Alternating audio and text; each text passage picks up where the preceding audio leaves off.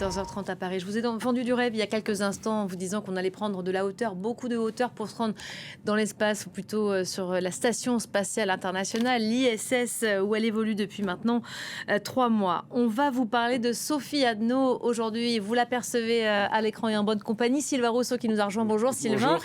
Ça, c'est notre image du jour parce qu'on est dans derrière l'image. Absolument. On va décrypter peut-être cette photo un peu folle. Qu'est-ce qu'elle nous raconte aujourd'hui ? Et bien justement, elle nous met un petit peu de folie dans cette station spatiale. Donc on y voit effectivement Sophie Adno dans la station spatiale. Ça fait un peu plus de 3 mois qu'elle est partie. À quelques jours près, ça fait 3 mois, c'est-à-dire un petit peu plus d'un tiers de son voyage. Et on la voit tout sourire dans cette station spatiale. Et puis surtout, ce qui frappe sur cette photo, bien sûr, ce sont ses cheveux. Ses cheveux qui flottent au vent, qui flottent non pas au vent d'ailleurs, parce qu'il n'y a pas de vent dans la station spatiale évidemment, mais qui avec la micro-pesanteur flottent.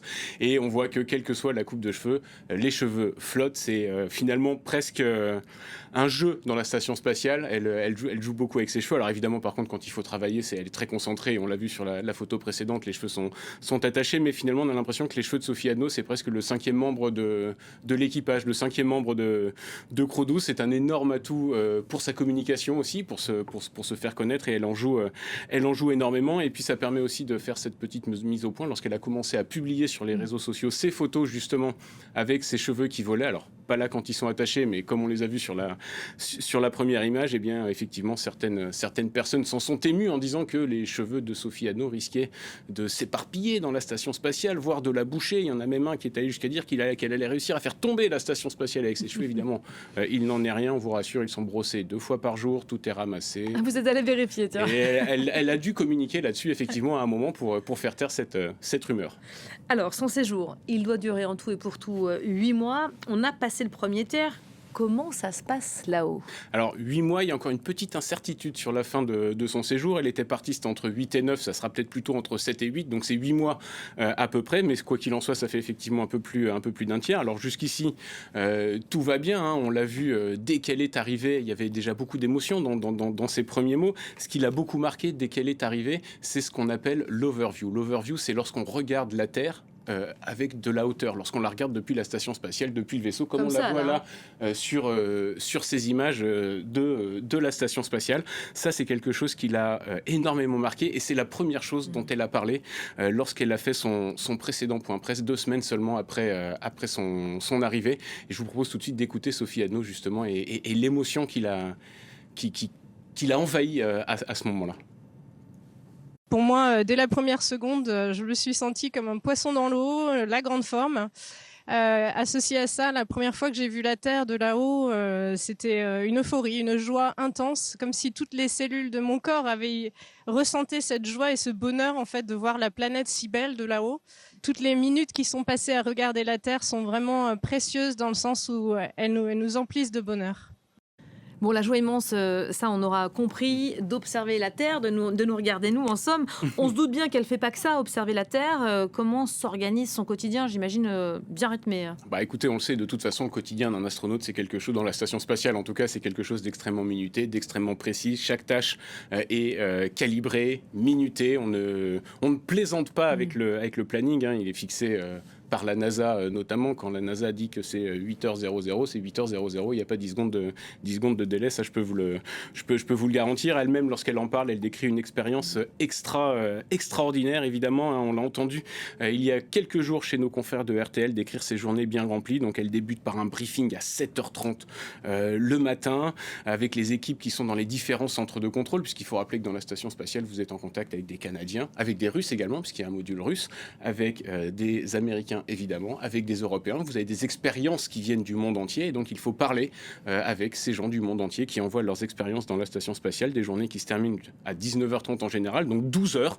et ensuite il y a le débrief avec l'équipage, le dîner, vous le voyez, des journées plutôt bien remplies. Je vous propose de réécouter Sophie Adno, c'était à la même occasion, et elle nous décrit justement ces petits stratagèmes pour essayer d'avoir un peu de temps pour elle. Une journée typique ici, c'est un peu de science, un peu de maintenance, un peu de logistique et d'organisation, en l'occurrence là pour le désamarrage du vaisseau cargo. Donc ce que j'aime faire, c'est me lever très tôt, comme sur Terre finalement, et commencer ma journée par une petite séance de sport. Tous les astronautes à bord ont environ 2 heures de planifié dans le planning pour faire du sport. Voilà, donc on l'entend, elle se lève plus tôt justement pour pouvoir avoir une petite heure, 1h30 pour elle, pour faire son sport, pour pouvoir avoir un petit peu de temps pour elle au calme. C'est la routine qu'elle a mise en place très tôt dans la station spatiale. Des expériences, évidemment, elle en fait beaucoup. Il y a aussi, elle l'a dit, beaucoup de maintenance. On l'a vu, par exemple, à certains moments, faire de la plomberie, notamment pour réparer les toilettes de la station spatiale. Et oui, gros sujet. Quand on est... c'est important quand même.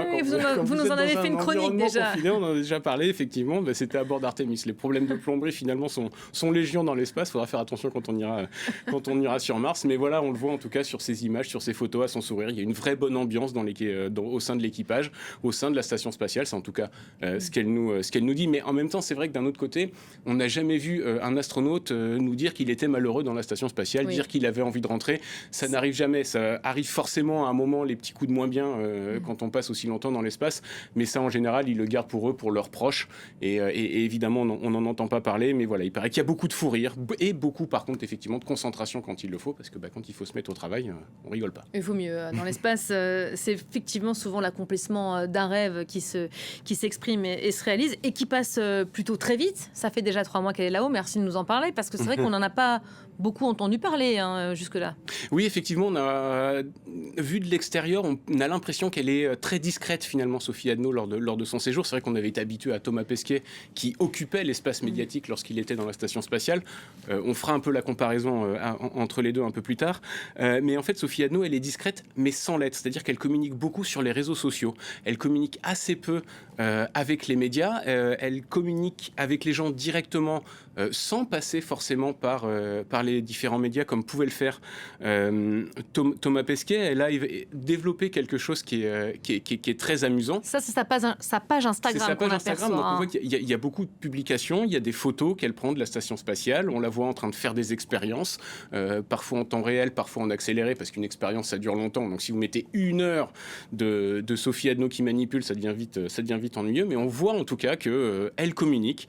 Et je vous le disais, essentiellement sur les réseaux sociaux. Elle a même développé un petit point science du dimanche. Tous les dimanches, elle poste une petite vidéo de 2-3 minutes où elle explique un phénomène scientifique. Alors c'est extrêmement ludique. C'est une vraie bonne idée. Je vous propose de regarder un extrait. J'ai mis d'ISS un peu. Mais c'est ce que vous pouvez regarder par exemple avec vos enfants. Alors on regarde un extrait. Hello coucou, bienvenue dans un nouvel épisode de La Science du dimanche matin avec Sophie. Maintenant je vais détacher la bouteille et je catch. Ouh, j'ai réussi à attraper l'eau avec l'anneau.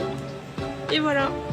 En fait c'est parce que les rayons lumineux changent de milieu, c'est-à-dire passent de l'air à l'eau, puis de l'eau à l'air, qui change de direction en fait. Et c'est pour ça que vous me voyez la tête à l'envers. Là, je me rapproche de la caméra.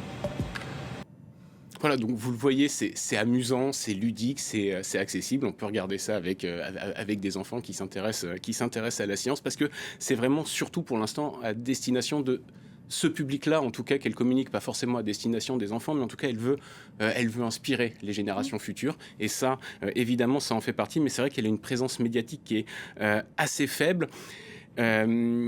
D'où justement ce point presse qui va être organisé demain, puisque moi je serai au quartier général de l'Agence spatiale européenne à Paris, où Sophie Adno va justement faire un point presse pour s'adresser aux journalistes, pour tenter justement d'occuper un petit peu finalement cet espace médiatique. Voilà, et vous nous dites en même temps qu'on a l'impression qu'elle reste si discrète dans ce paysage médiatique aujourd'hui.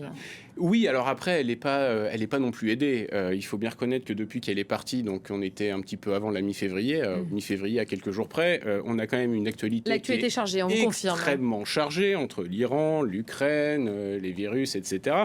Même dans son domaine de prédilection, dans là où elle devrait occuper l'espace médiatique, on a eu la mission Artemis qui a complètement vampirisé l'espace médiatique du spatial à ce moment-là. Et d'ailleurs, c'était la volonté de la NASA Il faut rappeler que c'est aussi la communication de la station spatiale, quel que soit l'astronaute, passe d'abord par la NASA. Donc la NASA avait évidemment mis les gros moyens sur Artemis, même s'il y a eu cette petite vidéo là qu'on vient de voir où ils avaient communiqué entre deux vaisseaux en orbite, entre la capsule Orion et la station spatiale. C'était une première, c'était un petit peu un défi logistique et scientifique dans l'exploration spatiale.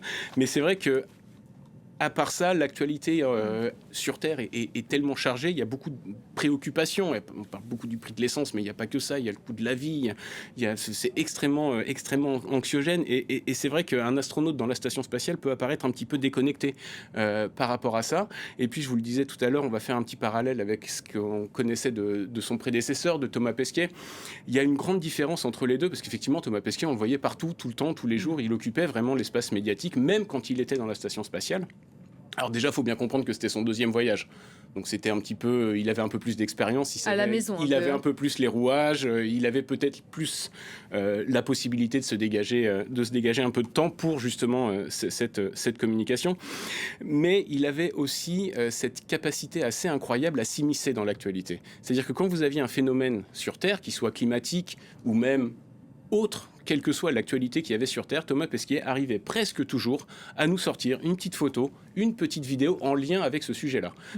Typiquement, avec ce qui se passe en Iran, vous pouvez être sûr que s'il avait été là-haut, vous auriez eu 3 ou 4 photos de la station spatiale, l'Iran vu depuis la station spatiale, le détroit d'Ormuz vu depuis la station spatiale, avec un petit mot derrière, ce qui faisait qu'on en parlait beaucoup plus, parce que c'était beaucoup plus facile à lier à l'actualité. Il avait vraiment cette capacité-là et cette volonté-là que peut-être tout simplement Sophie Adno n'a pas. Elle n'a peut-être pas la volonté non plus d'entrer de plein pied comme ça dans l'actualité. Rappelez-vous la Coupe du Monde de rugby.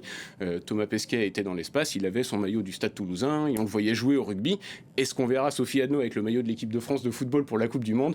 On le verra bien assez tôt. Mais je suis pas sûr qu'elle ait cette volonté qu'il avait, lui, de s'inscrire vraiment dans ce paysage médiatique. On la voit quand même de temps en temps dans les médias. On l'a vu il y a quelques jours sur RTL. On l'a vu il y a quelques semaines dans le journal télévisé de France 2. C'est un extrait qui a beaucoup fait parler. Par contre, même si elle est discrète, il y a quand même des choses dont on parle beaucoup.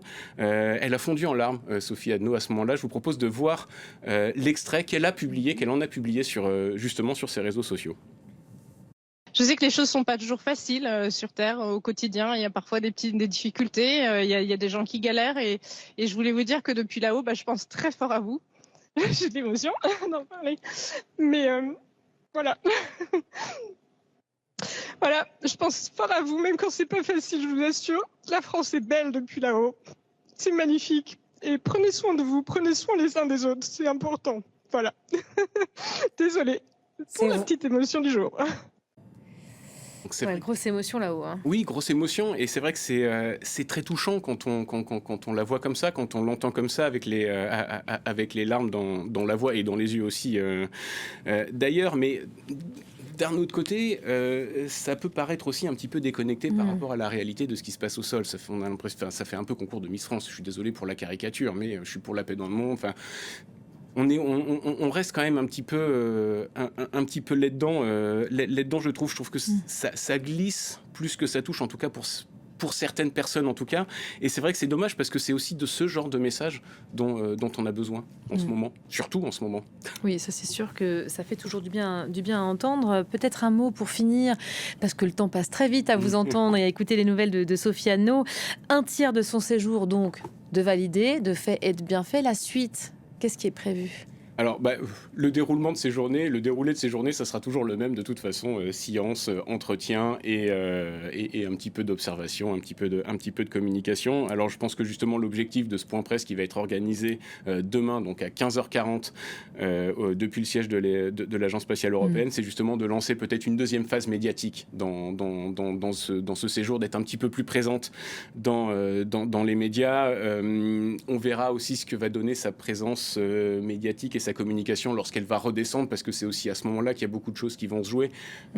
Est-ce qu'on va la voir, comment on va la voir, où est-ce qu'elle va intervenir, etc. C'est tout ça qu'on va surveiller. Ce qui est sûr, c'est que dans le paysage médiatique des astronautes, même si effectivement en ce moment il y a beaucoup évidemment Thomas Pesquet, il y a Claudie Aigneret, la première femme française dans l'espace qui est revenue sur le devant de la scène finalement avec le départ de Sophie Anno. Il y a évidemment une place à prendre pour elle, pour sa bonne humeur, pour son sourire, pour ses émotions aussi qui sont vraiment sans filtre, et c'est ça aussi qui est intéressant quand on la voit comme ça dans cette vidéo pleurer, c'est qu'il n'y a pas de filtre en fait à ses émotions. Ce partage-là il est vraiment intéressant. Il y a de la place pour ses cheveux aussi évidemment, même si sur Terre ça aura pas forcément le même effet. Pas ses cheveux dans l'espace. Mais c'est vrai qu'il faudra en faire un peu plus pour réellement inspirer les générations futures. Il y a une autre chose aussi qui peut déclencher un véritable engouement autour de Sophie Anno, c'est si elle obtient finalement la possibilité de faire une sortie extravéhiculaire, parce que là c'est sûr que ça changerait tout. Pendant 2-3 jours on ne parlerait que d'elle, et effectivement ça permettrait de prendre vraiment toute la place médiatique qu'elle mérite. Et au-delà de ça, je crois que c'est ce que tout astronaute attend en montant là-haut. On lui souhaite, en tout cas, image incroyable là, qui tournait derrière vous. Je ne sais pas si on peut les montrer de nouveau. Ça fait toujours du bien aux yeux et au cœur. Merci beaucoup, Sylvain Rousseau, de nous avoir donné des nouvelles. Voilà, ces images incroyables de la Terre. Sophie Anno, on vous retrouvera évidemment dans le courant de la semaine pour débriefer peut-être ce point presse, demain, voilà, point presse important. Sylvain, merci d'avoir été avec nous. C'était Derrière l'image. Restez évidemment avec nous parce que Paris Direct se poursuit avec tout de suite votre grand format du jour. C'est l'heure tout de suite du Focus. Regardez.